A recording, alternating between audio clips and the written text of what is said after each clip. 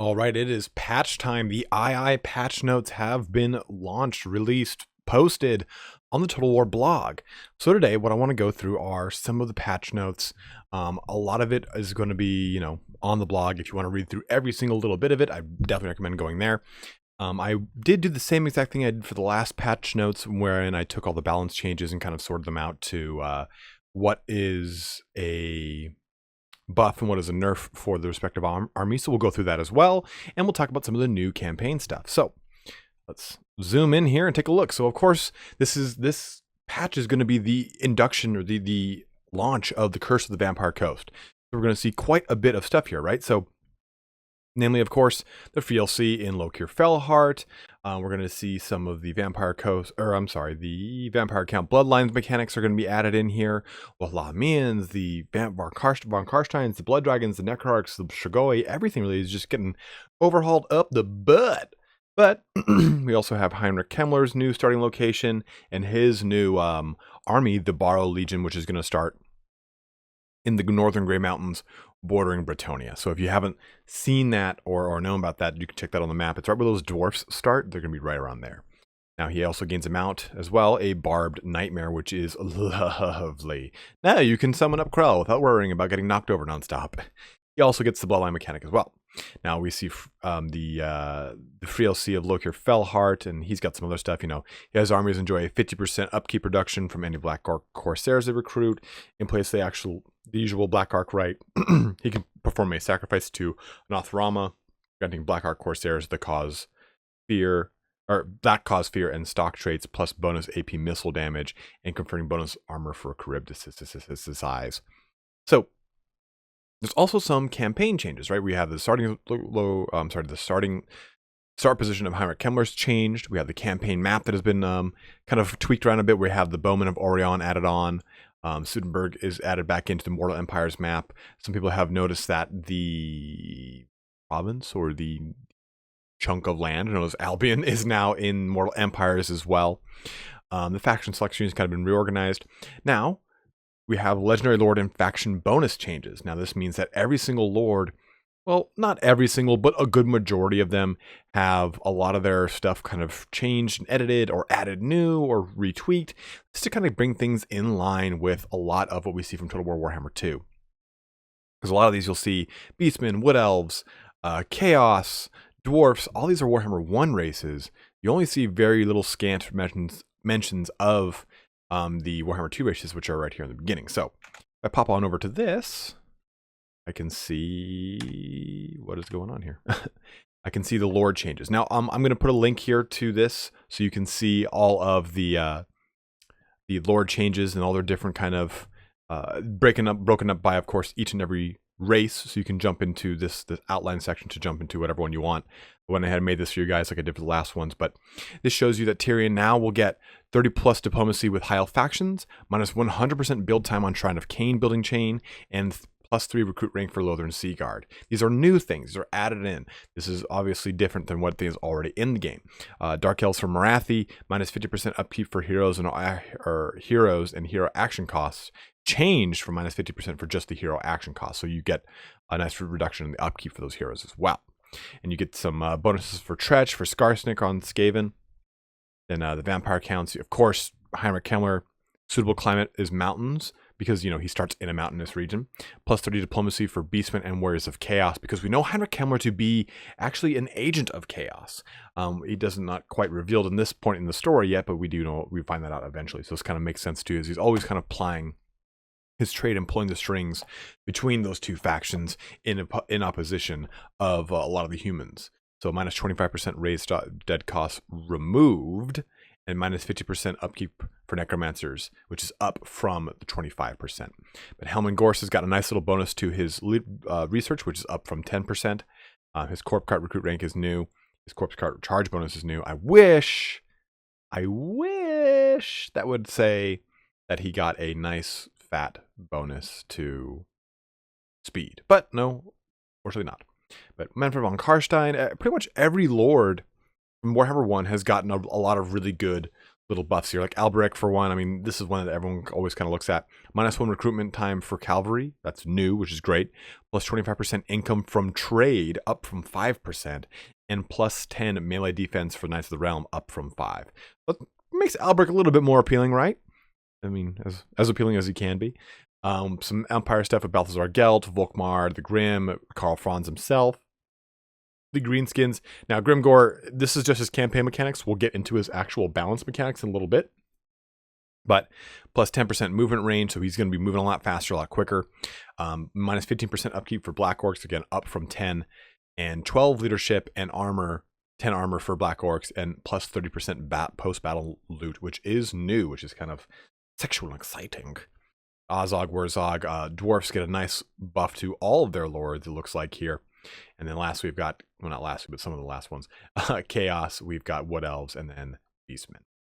Now, this document has lord changes for each and every one of the races, but also has the character and unit balancing. We saw that that is in this list as well here. As you kind of scroll down through the bottom of the patch notes, you have the vampire count changes. So you have the vampire count heroes that are added in, moved White King to level 2, Binding Circle, building from level 3, which is kind of nice. You have a lot of different kind of things here, caveats, you know, reduced all Nightmare and Barbed Nightmare mounts to be unlocked at level 5, or reduced, I mean, not removed, reduced all Corpse Cart mounts to be unlocked at level 10. So things kind of speed up a little bit more for the vampire counts as far as their mount selections go. And this kind of, again, falls in line with what we see with Total War Warhammer 2. I think most of your first mount options are in the 5 to 6 rank area, so this makes this a little bit more in tune with the consistency. And when Tur and I were over at Creative Assembly, they were saying that a lot of what they like to do in these kind of retroactive patches where they relook at another race is they want to raise it to the level of consistency that they've created in Total War Warhammer 2. And I mean, I would go out on a limb and say Total War Warhammer 2, from a mechanical standpoint, as far as how the campaign is kind of balanced and how it's a little more streamlined, is better in 2 than in 1. Talk about, there's a number of other things we can talk about that are better than 1 than 2, but not go there. So we also have the new count text: Rotten Flesh, Ravenous Dead, Unnatural Stank, Unnatural Stank, just hideous stank, just this stench that just stretches for miles. Unnatural Strength, oh my god. Added effects to all 4 initial branching trees. So this is, you can see these are the way that the texts actually work. You know, you do one of these, Lamian Book of Blood, for instance, gives you a blood kiss. So they've changed the way that works. So it's not just basically a wasted 3-turn, or maybe it's 6-turn, 3 or 6 turn research slot, right? So increase in Shrine Ancient Lore's attrition bonus to 30%, all these kind of cool stuff. Now there's a lot of other general campaign changes and fixes. Here's a real big one: Blessed Spawnings for Lizardmen now trigger as intended. I haven't tested this 100%, but I believe that this means that if you miss a spawning in a mission, you're not going to miss them throughout the rest of that campaign. It should keep going, from what I understand. But you have a lot of other stuff like Sisters of Slaughter. Their recruitment rank has changed. Lords will now correctly be removed from the army when wounded by attrition. Thorgun's Grudge against Undead skill now also applies to Tomb Kings. It's a grudgeon. Clan Eshin now has control of Axolotl settlement from the start of the Mortal Empires campaign, so their campaign start has been moved. High Elf Wood resource buildings now also affect Shadow Warriors and Sisters of Avalorn, kind of, again, trading consistently, falling in line with everything. Dark Elf Pasture resource buildings, you can see here the Medicine and Pasture resource buildings, they help out Doomfire and Sisters of Slaughter like they're supposed to. See... again, guys, you definitely want to read through all of these if you're really into the campaign. Increased priority of the High Elf Dragon Princes, Bolt Throwers, and Chariots in garrisons, which is nice. Fixed Wolfric's innate reinforcement range bonus being applied twice. So a lot of fixes, a lot of little a lot of little tweaks here and there. Things made a lot more, again, consistent. Reinstated upgraded version of Command of the Living for Strigoi Ghoul Kings, which is pretty cool here. Dark Elves now receive event messages when a Black Ark building is constructed or demolished. I'm trying to see, there was another one. I think there was another one I wanted to talk about. I can't remember what it was. Oh, there it is. Fix a typo on the Pearl of Infinite Darkness. No, I'm just kidding. But again, plenty of stuff to go through there. A lot of little tiny quality of life upgrades, a lot of little changes here and there that make things a lot better. Now, going through the character and unit balancing. Of course, this is, right here. This is We have the new host spectator mode, which you will see Turn and I, any number of anyone individual running any kind of community run tournaments. We can now use this spectator tool in a lot of awesome ways. So it'll make things a lot more streamlined and seamless when it comes to hosting those tournaments. But you have a lot of just stuff here. If the menace below is used inside a settlement as the attacker, the towers will no longer fire into the settlement. You have just a lot of stuff here. Fix the scale of Wood Elf heroes. That makes things kind of, again, fall in line a little bit more. Now, audio changes and fixed. This was a big thing too. They had, I guess, a lot of audio tweaks to a lot of things like Blood Knight's Thirst for More Blood, so they actually screech a lot more. Empire troops are now more disciplined, less, meaning that they just clamor less and stuff like that. High elves, male and female, have increased in arrogance, so they're a little bit more haughty in their approach to things. So things as a whole are a little bit more, there's a little bit more voice acting done into it. Now, character and unit balancing. Let's jump on over. So you'll be able to look at each one of these as well, each one of these races. And I'm going to spend the lion's share of this video now. I mean, we're already 10 minutes into it, talking about these races. So if you go through each one of these, you'll get pretty much a real quick at a glance. Okay, Dark Elves were buffed and nerfed. Cool, got it. We know as a whole, though, Beastmen were buffed. Anything you see in blue is a buff. Anything you see in that light red pinkish, or red 3 as it is called, light red 3, is a nerf. So Malagor and Gorbals both got a pretty substantial increase to their mass. The Gorbals, especially, 5% hit reaction ignore chance, a 5% knock interrupt ignore chance, no longer has terrain penalties in shallow water. So the Gorbals gonna hopefully see a little bit more play. But we also see with Malagor 10 melee attack, 10 melee defense, 10 AP, and a huge reduction in cost across a lot of the things for the Beastmen to kind of tweak things. Even a 50 reduction in multiplayer cost is pretty huge, because oftentimes, when you're creating your multiplayer list, you sometimes have like 43 points left, stuff like that. So even something as minor as what looks like a small amount, you're like, that's not too much. That's not going to change much. It will change quite a bit. So be on the lookout for that. As a whole, this patch did one huge thing. I'm going to actually embolden that. All giants have gotten a huge buff across the table. 35 AP melee, plus 15 base melee, and 1 splash attack max target. So meaning their splash attacks will hit more targets. Now, this doesn't look huge, but it is massive, because anytime that they usually add AP, they reduce base. Or if they add base, they reduce AP. This time they're adding both. They want the giant to become a little bit more of a mainstay in all these respective armies. The giant has really fallen out of favor. It used to be that, okay, if you're Chaos playing against vampire counts, you took 2 giants, because what are they going to do to kill those giants as vampire counts, right? So giants have really kind of fallen to the wayside in lieu of things that are a little bit more tanky. This kind of gives them a little bit more burst DPS to make them stand out a little bit more in the roster. So Beastmen as a whole have been buffed. Dwarfs, on the other hand, have been buffed as well with a minor nerf. Again, it is a pretty minor nerf, and I've tried to organize this where the buffs are on the top and the debuffs are on the bottom, unless it's it's a specific one I wanted to particularly front talk about, load, whatever. So both of the helicopters have gotten a buff as well, health and their clatter gun damage. Quarrelers, Hammers, Thanes, Thorgrim himself, all gotten little minor buffs here. All the lords have gotten a little bit reduction in cost, but an increase in cost on the Rune Lord, because as we saw in the Everchosen Invitational, majority of people will actually just take the Rune Lord because it gives them access to more master runes of Wrath and Ruin. This hopefully will kind of offset that, and we'll see more combat lords again in the dwarf competitive play. Also, we get 2 health per entity, which is actually quite massive for both the Hammers and the Regiment of Renown version of Hammers, the Peak Gate Guard. Moving on up or down to the Greenskins. So Greenskins as a whole entirely buffed, not a single debuff on these guys. Now, Grimgor gets a massive bonus to his mass, increases his armor and his melee defense. Not quite the buff I think all of us were hoping on him being a Foot Lord, kind of being a little bit better, but it's there nonetheless. Both the Night Goblin Shaman and Goblin Great Shaman both have Encourage now, which is a great little bonus for them, increasing their leadership range. Now the Night Goblin Archers have a reduction in cost, which is pretty huge, because we see that the Goblin firing line is a pretty prevalent thing. So this makes fielding them a lot easier and cheaper. Also, you have an increase in health, melee attack, and also the Savage Orc Boy boys, big guns, God, I fucking hate that word, are truly bigger and odder. So 5 bonus to large and -2 charge bonus. So I put that as blue because I figured screw it, it's not that huge. And again, here's that giant buff right there across the board. Every single person who can field a giant will have this exact same buff. Empire, on the other hand, also buffed across the table here. Royal Altdorf Griffites got a slight increase in their cost and a reduction in their charge bonus. Same thing with the Demogryph Knights with Halberds, which is the non-Regiment Renown version of the Royal Altdorf Griffites.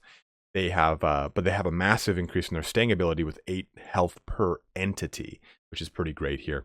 The Demogryph with Lances, though, got a nice +2 to their melee defense. So, as you can see, pretty much everything got a pretty good buff here. The only thing that got a substantial debuff, well, not even substantial, is just the Witch Hunter. The Witch Hunter got a -10 to his ammunition, and I don't really know what that equates to. I don't know how many shots that is. I think on a single entity unit, it quite literally is 10 shots. I'm not sure. We'll see when we go down into the High Elves that there is a -1 to the, I'm sorry, the Wood Elves is -1 for the Way Watchers. I don't know if that equates to -1 per entity, equaling a total of 1 less volley, or what that actually equals, but a lot of these tweaks, these buffs, I guess you could say, quote unquote buffs, are multiplayer cost reductions or increases. And a lot of this, of course, here, these right here are all cost reductions. You have leadership increase on your greatswords and your halberdiers, so you can be able to stay in the fight a little bit longer. Your steam tank, the Dov plays special, +3 bonus versus infantry, +35 AP to melee damage, and +5 base melee damage. Spearmen as well will be a lot better at taking out large. And in fact, majority of people like to take what's it called? The Spearmen without shields, because they are more likely, because they're a much cheaper variant. So this makes them a little bit better at performing at their assigned role. Now, going into the Dark Elves, they have been buffed, but also kind of nerfed here. So we have Malekith. Malekith has gotten his increase to Mass on Foot. In fact, Mass on Foot for almost all lords has been kind of overhauled for anyone who's been particularly kind of knocked around a lot here. Slight reductions in cost for things. Chill Sontar, the Frost Breath no longer causes flaming attack. In fact, that the Frostworm is like this too. So pretty much anything that has Frosty Breath is not going to incur flaming breath on top of it. Charybdis, though, gets a little bonus to its bonus versus large as well. But if we take a look here, a massive increase in cost for all the Supreme Sorceresses. This little guy should be up here. What are you doing down here, Shade? You're so cute. Shades have a +2 to the health per entity. Cold One Knights, though, reduction in their charge bonuses, but they do have an increase in their melee attack and their melee defense, which is very nice here, because the Cold One Knights have never really kind of like, I don't know, I feel like they've always kind of flopped, right? They've always kind of been, oh, okay, now they're Rampage and I'm pissed off. Great, cool. So this kind of helps them at least get the job done a little bit better. They don't have as much of an impact on the charge, but they do have a little bit more staying capability, which is nice. Now, the Doomfire Warlocks and the Regiment Renown version thus of have a -1 health per entity and a +100 increase in cost. This is also in addition to their nerf that they cannot use their abilities below 50% health. So with a massive reduction to their health, they're going to be hitting that 50% threshold quite quick. Also, Sisters of Slaughter have had a reduction to their melee attack and melee defense. High Elves, on the other hand, are pretty well buffed. I say minor nerf because a -5% to -5 physical resistance for both Fireborn and the Dragon Princes as a whole is a little rough. It's not huge, but it's worth mentioning that, hey, that got nerfed. But they also have a -50 to the multiplayer cost, which I think makes them an even 1200. I can't remember off the top of my head. But again, a lot of reduction in cost here as well. Handmaidens, the Storm Riders. Now, the Handmaiden has got an increased projectile speed and increased projectile penetration. Same thing with the Lithanar. So that makes them a little bit better when it comes to the range damage. And the Sisters of Avalon have had their AP increased at the cost of 2 of their base missile damage, which is, I feel, a totally fair trade. And like I said, you'll see that happen almost every time when there's an AP or base swap increase. Now, Tyrion, though, this is something we're going to talk about when we talk about the Chaos, Warriors of Chaos. He's had a slight increase in his cost and a -2 to his melee attack, but a whopping 90 increase to his AP melee damage a minus 110 to his base melee damage. So of course you're swapping that 110 with his 90 AP, so it's much nicer. This makes him a lot more competitive and a lot more combative of a lord, and I honestly I'm all for it. I think it's great. Totally cool with it. The Tiranoc and Ithilmar chariots both get martial prowess, which is nice. The -4 melee defense is going to be offset by the +12 that they get by martial prowess, so I'm all for that as well. Alarielle on an eagle, though, does lose some melee attack. Now, Bretonnia gets a pointed nerf, as I've called it, in that the Fey Enchantress direct damage aura deals 20% less damage. All of the quote-unquote Mortis engine effects, what this is typically referred to, have been nerfed. So minus 20% to their damage has been applied to pretty much anything with this similar attribute, you know, like Mortis engines. But as a whole, though, Bretonnia still kind of stands out on top. Reduction in their cost on the field trebuchets and Alberic himself. Also a reduction in cost on the Lord with a Foot Warhorse and a Pegasus. And an increase for the Green Knight and Battle Pilgrims, as well as the Holy Wardens of La Moissantal. Now, the Lizardmen, as a whole, have been pretty not insanely buffed, but they've been very well buffed, I think. Coldblood now stops Rampage and gives 16 leadership, no longer has max uses, and removed stat penalties and healing. You can't use this to heal, and it's not going to incur all those -2 melee attack and -2 melee defense penalties, but you can stop something from rampaging outright, and you get a nice little boost to its leadership. You can use the Revivification Crystal to heal things still, or any of the lore of high magic. Now, Cold One Riders, as well as the Spear Riders, have been given added Primal Instinct ability, plus 50 to their multiplayer cost, minus 10 to their charge bonus, plus 10 to the melee attack and melee defense, plus 4 to AP to melee damage, and plus 2 to base melee damage. So they're less of like a shock troop, right? I mean, you can see the same thing applied here to the horned and the horned ones and the feral cold ones. Things are a little bit different. They wanted to kind of change things around a little bit. So you see this increase to the melee attack, even into the melee damage and the base melee damage. So they wanted them to be a little bit scarier in combat. They're charged a little bit less. So I'm totally fine with that, kind of like, you know, give and take on that. So totally cool with it. Across the board, though, Kroxigors increase in their damage as a whole, increase to the Skink Skirmisher damage, reduction in cost for the Scar Veteran, increase to the damage for the Ancient Stegodon, as well as a reduction in cost for it. Same with all the Stegodon, actually. Increase to the hit chance of the Carnosaur with its melee attack. Also, you can see with Lord Mastamundi now uses Ancient Stegodon weapon strength, so it'll be a little bit stronger when he comes on the hits there. Also, a plus 516 to his health on the Palanquin only, so he's a little bit tankier, can take a little bit more damage. But all the Saurus Spearmen and Warriors have a nice increase to either their melee defense or to the melee attack. And lastly, a Temple Guard get plus 2 health per entity, making them that kind of elite top tier hold the line unit, which I'm pretty stoked on. Now the vampire counts, again, nerf. This should actually say,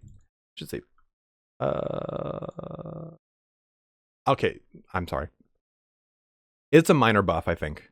I mean, yeah, the melee attack on the Devils of Schwarzheim or Schwarzhofen and the Vargeist are cool. The Karen race, okay, whatever. Crypt Horror's super duper. Elmengorsk gets more health on his Corpse Cart, but not more speed. But the Terrorgeist, minus 2 to their charge bonus, and we see a lot of Terrorgeist use and abuse, I'd say. But again, the Mortis Engine effect, that is going to be such a massive thing, I think, for the vampire counts. They still get their regeneration, and that's probably the bigger portion of what you'd use them for. But that does mean that you have to make up for that 20% damage one way or another. And if it's not constantly applying across the across everything that's in its aura's distance, you have to find a way to kind of make up for that. So I consider it a nerf. Whereas the Chaos, though, as a whole, been buffed. Kholek himself does have increased projectile intersection radius, meaning he is more likely to take a shot, is what that means. And he has minus 5 to armor and a plus 100 to his MP cost, whatever. Archaon gets the Tyrion treatment, a slight increase in cost, but a massive increase in his damage, right? Plus 145 AP to melee damage. Whoo!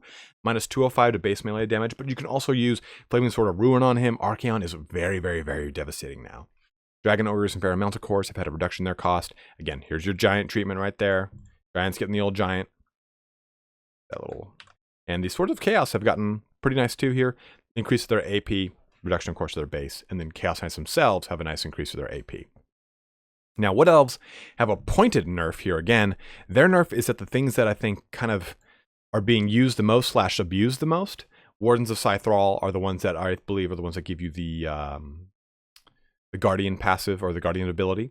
And the Way Watchers are used. Way Watchers and Sisters of the Thorn are used so much by the Wood Elves that this kind of increasing cost for the Sisters of Thorn and minus 10% to their physical resistance is a way to kind of curb out their kind of rampant use, as well as the Way Watchers just getting such a huge value out of them. I think that increase to ammo kind of helps bring that value down a little bit. Not too much, but hopefully, again, I don't know what one ammo means. Is it a volley? Is it 5 volleys? How many volleys is it in total? So we'll see whether that kind of equates as the meta kind of shakes this out. Now, Norsca itself has had a massive tweaking. I've just said tweaked on this. I mean, they had a lot of nice buffs. They got the good old giant treatment here. The Frostworm's Frost Breath no longer does flaming damage. The Berserkers and Boots of the Hound get -1 to their melee defense, and Famirs get a +50 to their MP cost. These are the 3 things that we saw the most in our or in the kind of competitive play for Norscan. So this is the thing that's kind of curbed the most to kind of make things a little bit more appealing to other portions of the army. Now, you want to read through each one of these because each one is different. But for sake of argument here, everything's got an increase to its acceleration. Everything's had a reduction to its mass in some way, shape, or form. There's been some tweaking to its melee attack, some tweaking to its AP damage or its melee defense. Like, for instance, the War Mammoth, this gets a -2 to melee defense. Not so true on the Feral Mammoth. Then some sort of tweaking on their AP or base damage variant. Now, the War Mammoth has had its increase to its bonus versus infantry, and a 30 base melee damage increases to the -30 AP melee damage. So, you see the kind of thing, you see it kind of flopping depending on whatever the specific mammoth it is. Also, see here, two collision attack max targets cooldown. So it depends on which one of these mammoths you're taking a look at. Wolfric's Mammoth, for example, here has got a huge reduction in his mass, a nice increase to his missile resistance, and a pretty sizable decrease to his melee attack and melee defense, as well as AP, but a nice increase to his bonus versus infantry, base melee damage, and collision attack max targets. So it just depends on which one you want to get a better scoop on. You can see them all here in this little document. And lastly, we've got last 2 are Skaven and the Tomb Kings. So Skaven as a whole have been entirely buffed, just a reduction in cost for a lot of their lower tier units like the Clan Rats. All of the Bombardiers and Globadiers have had a reduction in cost and increase to their ammo, the 2 ammo. Warfire Throwers have also had a reduction in their cost. And the Hellpit Abomination has had its melee damage increased on both AP and base. And the Summon Skaven Slave Spears now have Scurry Away and Strength in numbers, which is kind of nice. And your Warlord on a Rat Ogre Bonebreaker gets a nice increase to its health. And then a Quick Head Taker gets a nice bonus to his bonus versus infantry at 19, which is pretty substantial. And of course, 2 melee attack for Stormreaver. Apparently, I didn't do this for the Tomb Kings, but the Tomb Kings here, -50 to their MP cost for Screaming Skulls. As a whole, the Tomb Kings got a nice little buff here. Increased projectile accuracy for the Casket of Souls on both Kotep and vanilla versions. Nice increase to melee defense for Cetra. Nice increase to the Necrosphinx's health. A minus on the Sphinx of Usek health, which I'm okay with because that thing is a fucking powerhouse. And +1 melee attack. Projectiles deal 1 AP melee damage each for the Sepulchral Stalkers and the Eyes of the Desert, which are the Regiment Renown version of the Sepulchral Stalkers. Now, I also have in here the battle abilities that have been balanced. Lance Formation, -12% charge speed and -10% acceleration and deceleration. Regrowth has had some tweaking done. Shield of Thorns has had some tweaking done as well. But Heart of Avalorn now activates when Tyrion goes below 20% health versus a chance. So that's kind of a nice little balance as well. So do get a chance to look over all these guys. I tried to kind of paraphrase things as best as I could and go through things in a bit of a Spark Note version. So if you do want to dive deep on this, I will have this up on the comment section and in the description. So go ahead and check it out. You can take a look at all the balance notes. Also, feel free to check out the actual posting on the blog itself. You can go over those as well. But as always, guys, thanks so much for watching here today. I hope you got a chance to really get a good idea of what happened in these in the Ahoy patch. But as always, don't forget to like, comment, subscribe, check out my Patreon, all the cool shit I always say. But have a good one and take care.